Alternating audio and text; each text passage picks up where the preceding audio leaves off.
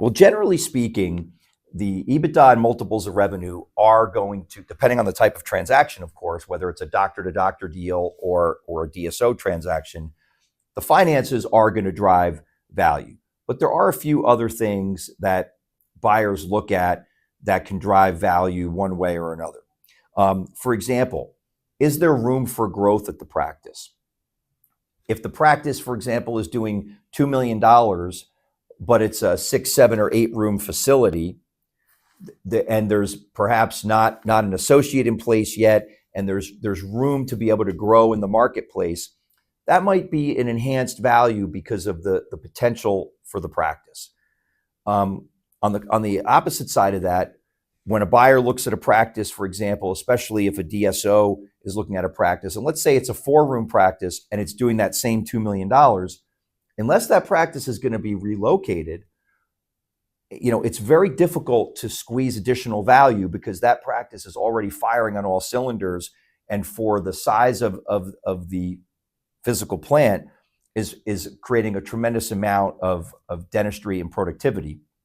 So you have to look at upside. Future upside for growth is part of the equation and can potentially drive pricing upward or downward. In fact, in some cases, a really well-performing practice that doesn't have room for growth will be a turnoff to private equity or DSOs.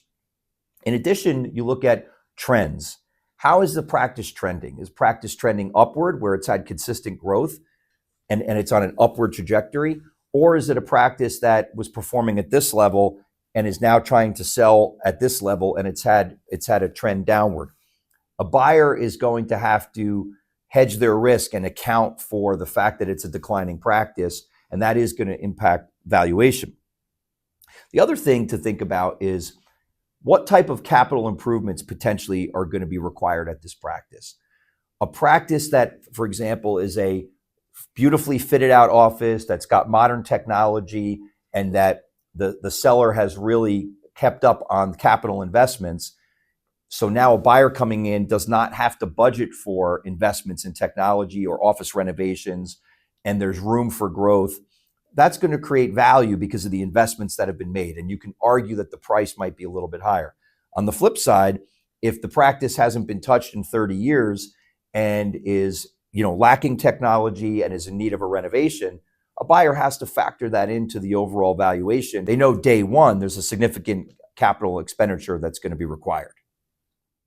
Hey, I just want to thank everybody for putting forth some great questions about practice transitions and other issues. It's been my pleasure to share some of my experience and knowledge with you. And I encourage you in the future, if you have questions that you want to bounce off of us, you can always reach out for me or another member of our National Dental Law Group, and we'll certainly be delighted to speak with you.